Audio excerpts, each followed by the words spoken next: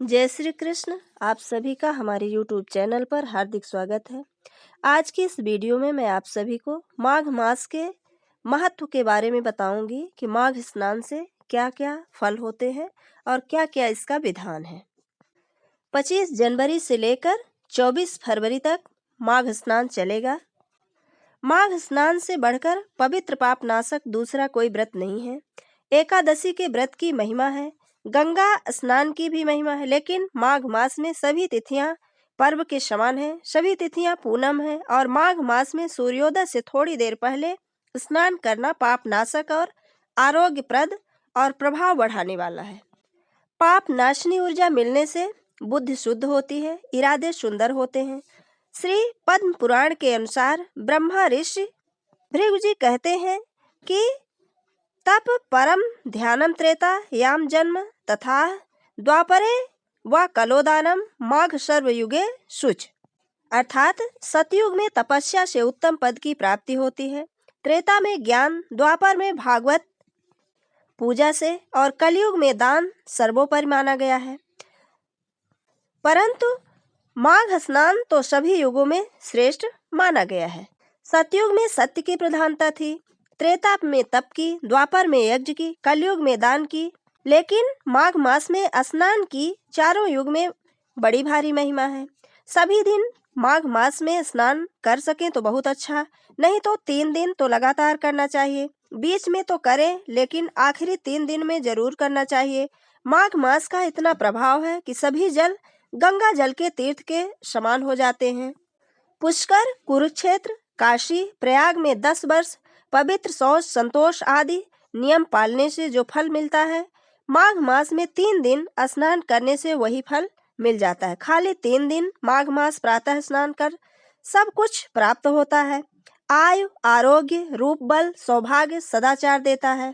माघ स्नान से सदाचरण, संतान वृद्धि, सत्संग, सत्य और उदार भाव आदि का प्रादितय होता है। व्यक्ति की सुंदरता, उत्तम गुण, समझ उत्तम गुण से संपन्न होती है। नरक का डर उसे सदैव के लिए खत्म हो जाता है। मरने के बाद भी नरक का दुख नहीं भोगना पड़ता। दरिद्रता और पाप दूर हो जाएंगे। दुर्भाग्य का कीचड़ नष्ट हो जाता है।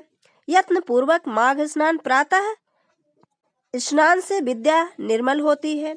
मलिन विद्या का क्या है कि पढ़ा लिखा भी दूसरों को ठगे, लेकिन अगर विद्या निर्मल होगी तो ये पाप आचरण में रुचि नहीं होती है।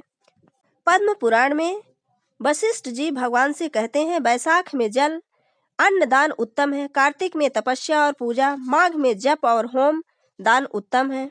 प्रिय वस्तु अर्थात रुचिकर वस्तु का त्याग करने से व्यक्ति वासनाओं की गुलामी से छूट जाता है। नियम पालन, पवित्र नियम पालने से अधर्म की जड़ें कटती हैं। जो लोग तत्व ज्ञान सुनते हैं लेकिन अधर्म करते हैं तो तत्व ज्ञान में रुचि नहीं होती, तत्व ज्ञान उसको पचता नहीं है। जिस वस्तु से आसक्ति है उस वस्तु को बलपूर्वक त्याग दें तो अधर्म की जड़ें कटती हैं। सकाम भाव से माघ महीने का स्नान करने वाले को मनोवांछित फल की प्राप्ति होती है, लेकिन निष्काम भाव से कुछ नहीं करना चाहिए। खाली भगवत प्रसन्नता, भगवत प्राप्ति के लिए माघ स्नान करता है तो उसको भगवत प्राप्ति में भी बहुत आसानी होती है। सामर्थ्य के अनुसार प्रतिदिन हवन और 1 बार भोजन करें।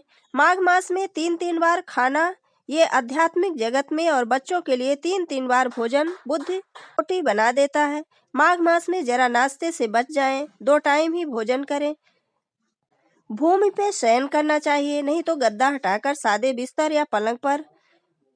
सामर्थ्य जितनी हो, धन में विद्या में जितना भी कमजोर हो, असमर्थ हो, उतना ही उसे बलपूर्वक माघ स्नान कर लेना चाहिए तो धन में, बल में, विद्या में, हर चीज में बढ़ोतरी होती है। माघ मास का स्नान असमर्थ को सामर्थ्य देता है, निर्धन को धन देता है, बीमार को आरोग्य देता है, पापी को पुण्य, निर्बल को बल देता है। माघ मास में तिल उपटन, स्नान, तर्पण, हवन और दान कई प्रकार के कष्टों का निवारण करता है। ये थे माघ स्नान से होने वाले लाभ। माघ मास महात्म्य हम अगली वीडियो में सुनाएंगे। तब तक के लिए जय श्री कृष्ण, धन्यवाद।